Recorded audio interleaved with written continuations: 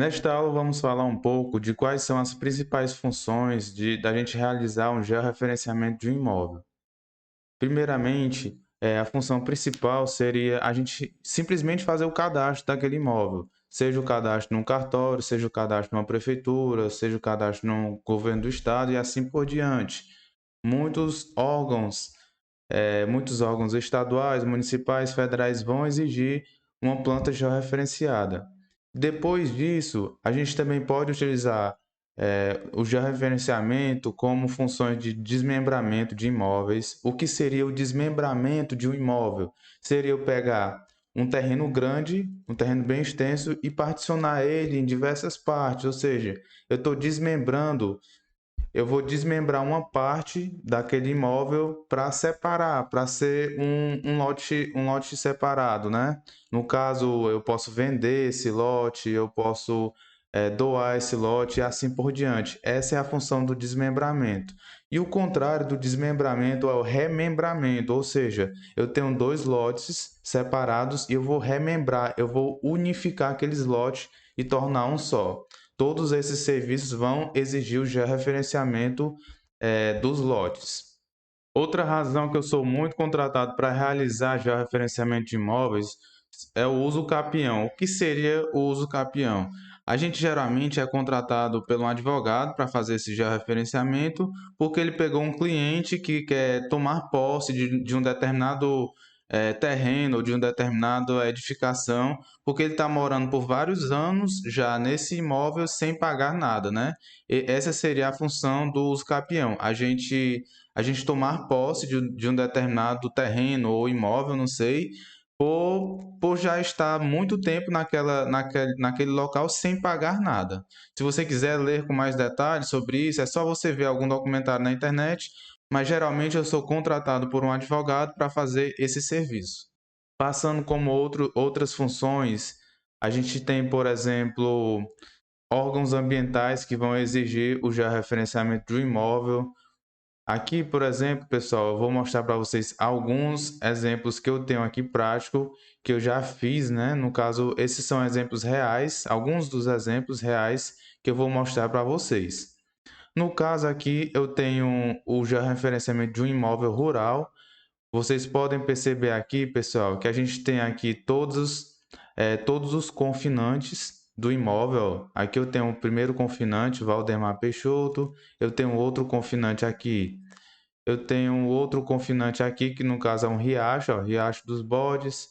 E aqui eu tenho outro confinante. O que seria esse confinante, pessoal? O confinante é o dono da propriedade vizinha. Aqui, no caso, esse João Pedro, ou José Pedro, ele é o dono dessa propriedade vizinha ao lote. Essa seria, digamos, uma base aqui do que seria um confinante. Então, todas essas informações você tem que saber para realizar o georreferenciamento do imóvel. Então, no caso, esse daqui é somente para cadastro. Vocês veem aqui que é o georreferenciamento de um imóvel rural. No caso, a coleta desses pontos aqui foi realizada através de um GPS comum mesmo, GPS Garmin.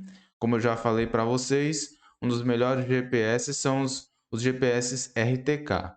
Vamos passar aqui para outro georreferenciamento. No caso, esse daqui também a gente poderia dizer que é cadastral, né?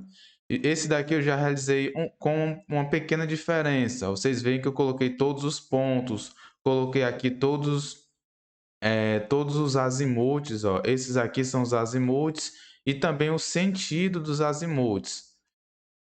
Vocês veem aqui, ó. No caso, isso aqui não é nem azimuth, seria o rumo, né? Ó. Aqui a gente aparece aqui a direção do rumo.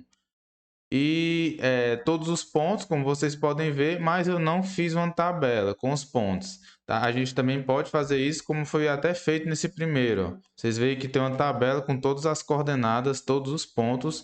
No caso aqui a gente tem 17 pontos. E passando para o outro aqui, às vezes, pessoal, eu gosto de colocar uma planta com a imagem aérea, como vocês podem ver, e eu gosto de colocar um projeto separado somente com croquis, ó, com croquis geral, sem a imagem aérea. Passando aqui para outro projeto, esse é um projeto de um desmembramento, pessoal, bem simples, ó. é um desmembramento urbano. Como vocês veem, aqui eu tenho a rua de acesso ao lote, e aqui eu tenho a rua da esquina. Nesses lotes urbanos é interessante a gente colocar a distância para a esquina. Vocês veem aqui, ó, que a distância para a esquina que eu coloquei foi 34,10. Então, aqui eu tenho 3 projetos separados. Eu tenho um projeto de desmembramento, mostrando todas as cotas do novo lote. Aqui seria o novo lote, 60,54. Esse lote aqui vai ser registrado em cartório, vai ser registrado na prefeitura com esses dados, com essa área aqui, pessoal. E a área do outro lote que ficou remanescente foi 282,48 metros quadrados. Então, essa seria a planta de desmembramento. Essa primeira planta, pessoal, é a planta do lote original, de como é que o lote era antes de realizar o desmembramento. Vocês veem que tem aqui largura, comprimento do lote original e a área desse lote. Passando aqui para o terceiro, vocês veem que o terceiro também é uma planta do lote original, mas ela está bem mais simples, somente mostrando aqui todas as larguras e comprimentos. E mostrando aqui por último, eu tenho uma planta geral de um município, né? No caso, esse município é o município de Senador Sá. E aqui eu tenho o lote em que foi realizado já o referenciamento. Também tem todos os azimuths. No caso, vocês veem que aqui é o azimuth. Naquele primeiro projeto que eu mostrei, esse daqui seria os rumos, ó.